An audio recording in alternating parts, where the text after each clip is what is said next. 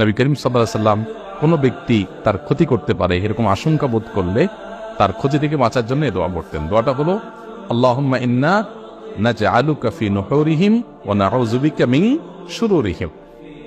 অর্থাৎ হে আল্লাহ, যারা আমার ক্ষতির চেষ্টা করছে, শত্রুতা করার চেষ্টা করছে,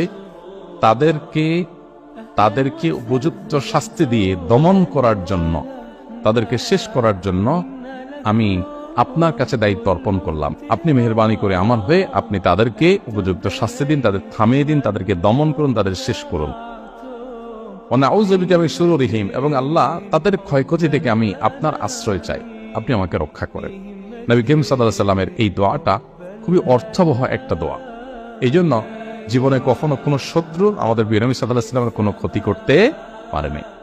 কোনো শত্রুর ক্ষতি দ্বারা যখন আপনি ক্ষতিগ্রস্ত হন আশঙ্কা করবেন, এই দোয়া পড়বেন, আল্লাহ রক্ষা করবেন ইনশাআল্লাহ।